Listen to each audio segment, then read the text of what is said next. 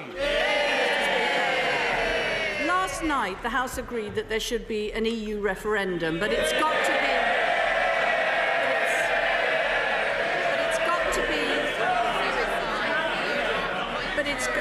But it's got to be in the right way, and it's got to be fair.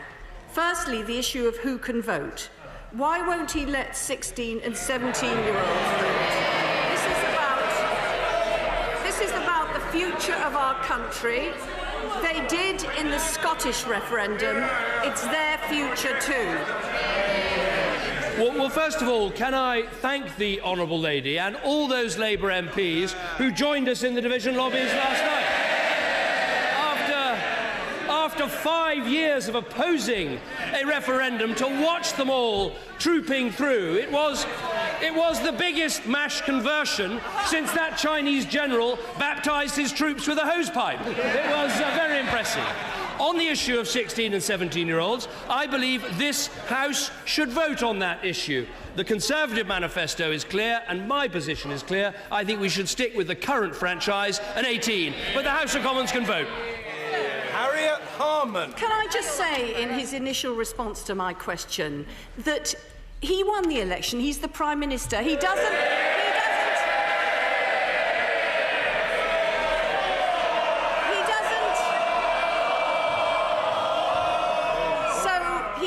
need to do ranting and sneering and gloating. He can just answer the question. And frankly, he should show a bit more class.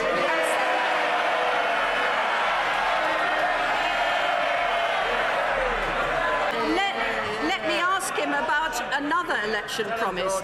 We know that childcare providers already have to increase their fees to parents who pay for additional hours above the 15 hours they get free.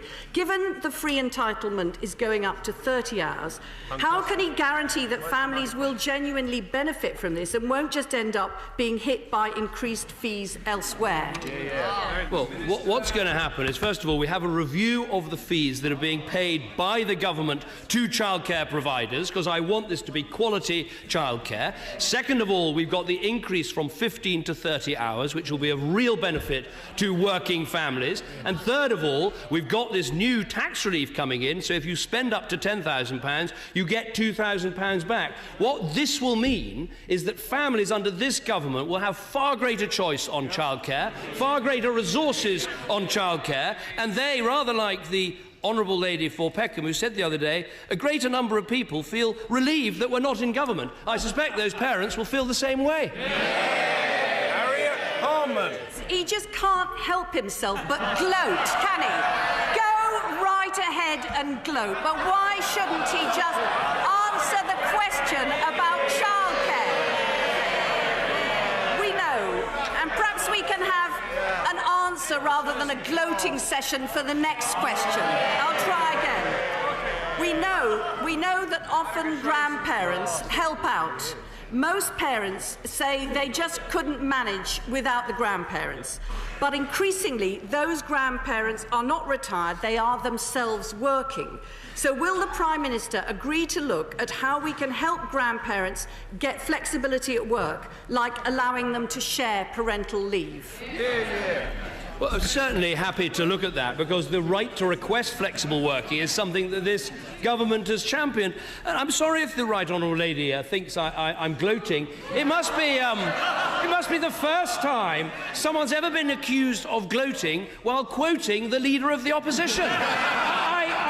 I mean, for instance, she said the other day...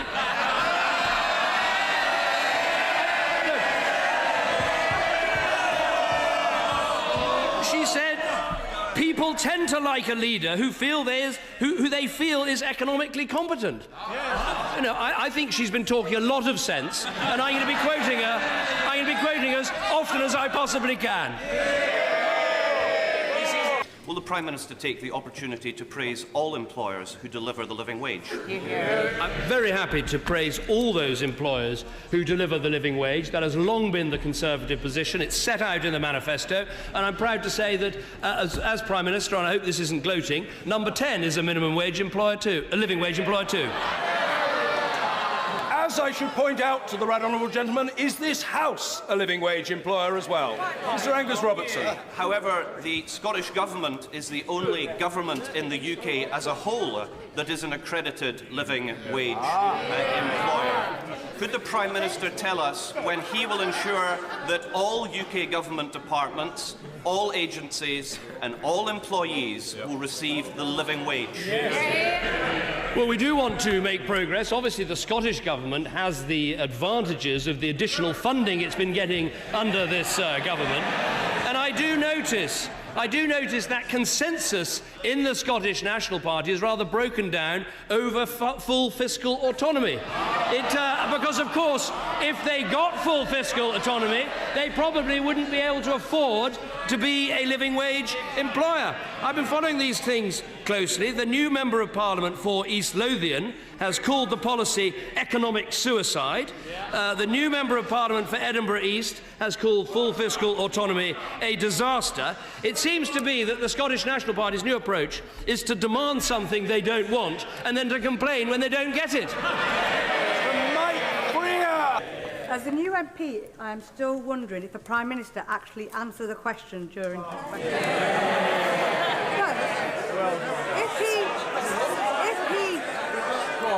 If he does, can he explain why my city of Bradford, which was the northern powerhouse, continues to be neglected in his regional plans? Well, first of all, on behalf of the whole House, can I welcome the Honourable Lady to her place? She replaces someone who had, I think, a unique distinction of always speaking with immense power, but always being completely wrong. And I'm sure that she will take a different approach. I hope it won't be seen as gloating to welcome him back, because he's quite a rare bird, which is a Labour MP in the south of England. Andrea Jenkin.